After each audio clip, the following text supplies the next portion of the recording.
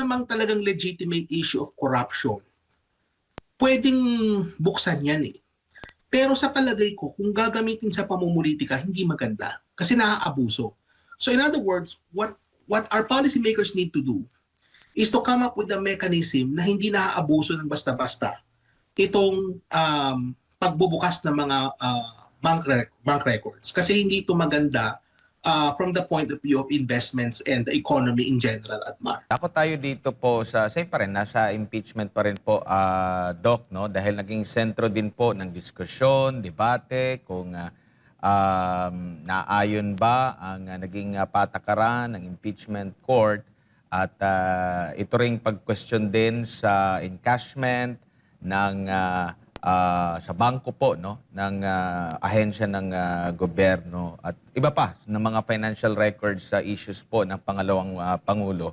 Makakaapekto po ba ito sa sektor po ng banking natin, Doc, yung kumpiyansa lalo na ng mga negosyante siguro, mga entrepreneur na magtiwala sa banking system po natin na ay ganito pala.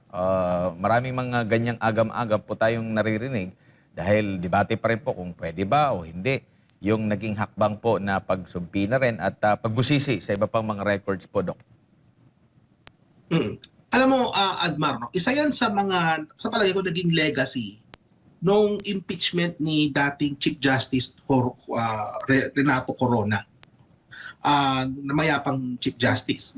Kasi kung maalala mo, Admar, nung mga panahon na yun, wineponize ng gobyerno ni Benigno Aquino III, ni Pinoy, no?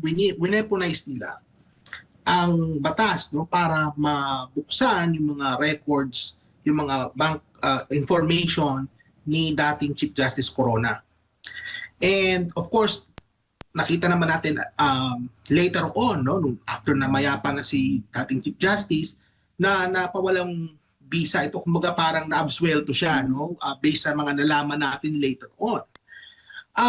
Sa kaso naman ngayon, they are using the same playbook na ginamit nila kay dating Chief Justice Corona. At sa palagay ko, itong ganitong klaseng sistema of, and again, this is bending the law, ika nga, Admar, itong ganitong klaseng sistema is na pwedeng mamanipula, no, ang ating financial sector para mailabas, no, ang mga dokumento na sa palagay ko hindi dapat ilabas basta-basta at nagagamit sa pamumulitika.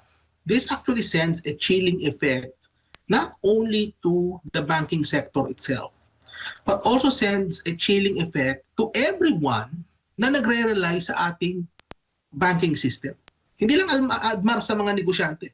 Kahit na sinong tao na may deposito sa bangko, na merong maliit na negosyo, o kaya isang malaking namumuhunan, mapa-domestic man yan or foreign, it sends a chilling effect to everyone na baka posibleng kung hindi ka gusto ng gobyerno, they can go after you, open your financial records, no? and gawang ka ng kaso, magmamanufacture ng kaso against you based on the information that came out of what we call a fishing expedition. No? Ganyan yung nakita natin na ginagawa kay Vice President Sara Duterte sa kasalukuyan. So sa palagay ko, Adma, what this ends up doing is it creates a sense of doubt sa integridad ng ating financial sector. At hindi talaga ito maganda, no, lalong-lalo na from the perspective of foreign investors. Naalala ko lang, Admar, no, nung panahon ng martial law, kasi nabanggit ko na ito kanina bago tayo naputol, no, na nung panahon ng martial law, ganyan yung ginagawa nila eh.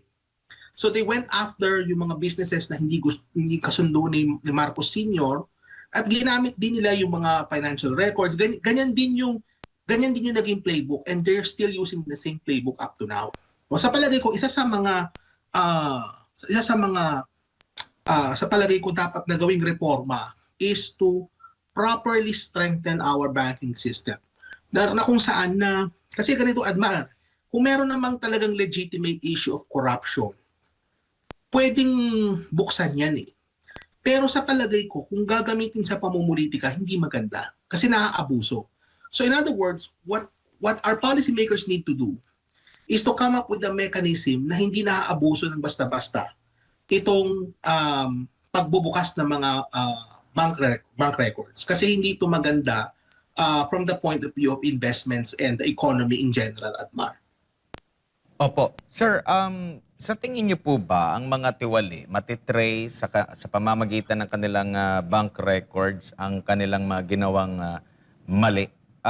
Ang Pilipinas din po ba ay may striktong patakaran o mga batas pagdating po dito sa kung pinag-uusapan po natin yung pagbabangko? Well, it depends, Admar, kung kakampi mo yung nakaupo sa gobyerno. Kasi kung kakampi mo yung nakaupo, kahit na ikaw ay gumawa ng katiwalian, hindi ka nila hahabulin. At yun yung nakita natin sa sistema sa ngayon. Billion versus million. Yan yung nakikita natin. Yung inaakusan nila kay Vice President, million. And yet, billion if not trillion yung nanakaw, Admar, doon sa kabila. So kung hindi ka kakampi, nila, habulin ka nila. No, bubuksan ang bank records. Pero kung ikaw ay kakampi, ay ipoprotektahan ka nila. No? Kasi nga, nakikinabang sila sa'yo, so poprotektahan ka nila. So, yan yung, bumalik tayo sa Adma doon sa inaakusa sa kanila na selective justice. Hindi pantay at hindi fair na sistema ng prosecution sa ating bansa. So, sa palagay ko, kailangan magkaroon ng mekanismo na kung saan maiiwasan yung pag-aabuso. No? So nakikita ko dito, Admar, kasi ganito sa mga bansang mayayaman, sa mga bansang mauunlad, hindi basta-basta nabubuksan, Admar, ang bank records. Lalo dito sa Canada, for example, hindi basta-basta nabubuksan yan. Kinakailangan magkaroon ng isang body na nakagaya, well, yung AMLAC is a mechanism, but it's an imperfect mechanism na kung saan dapat itong AMLAC, for example, ay ilabas nila sa pamumulitika. No? Isa-separate yung pamumulitika at sa trabaho talaga nung body na yan, kagaya ng AMLAC. So, may paraan, Admar, pero kaya lang ang nangyayari sa ngayon is nagagamit itong mga institusyon na ito para maprotektahan yung kanilang mga kakampi at nagagamit din itong mga institusyon na ito para habulin yung kanilang mga kalaban.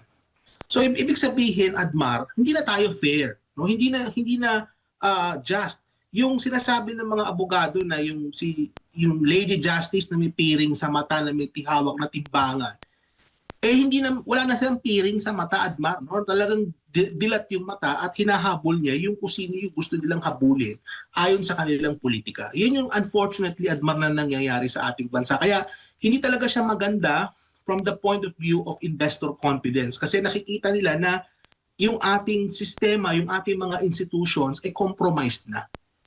Opo. And ang mga korap po ba ay gumagamit ng bangko? Dinadaan ba sa bangko na alam naman siguro nila na grabe ang pagbusisi at record? Well, yung mga wais na mga politiko na or mga opisyal ng gobyerno na creative, ika nga, they could do that. No? Pwede mo, Admar, gamitin pa rin talaga ang traditional banking system to hide these ill-gotten wealth.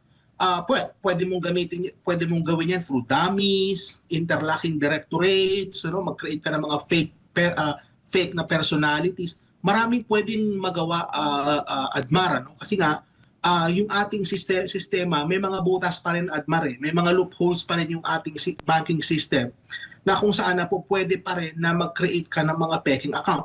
Bigyan kita halimbawa, Admar, dito sa Canada, hindi ka pwede basta-basta mag-open ng account kung wala kang social insurance number.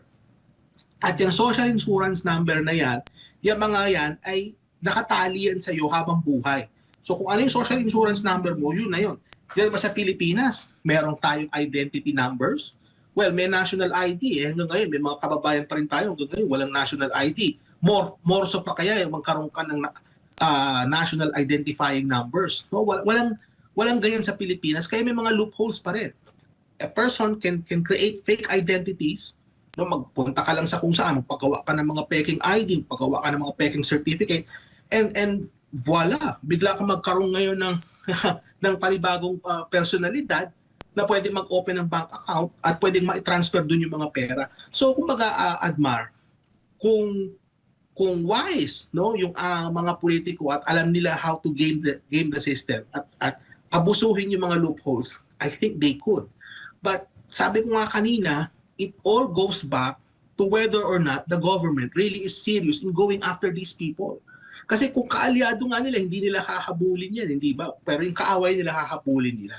So yun yung punto dyan. So Opo. kumbaga yung paghahabol sa corrupt, Admar, it's a combination of institutions that are properly functioning and yung mga institutions na gumagana talaga, no? Ibig sabihin, perfecto yung kanyang pag-function, and kombinasyon din yan on persecuting or going after without any political color. So kung kahit anong pang politika mo, kakampi ka man o kaaway, hahabulin ka.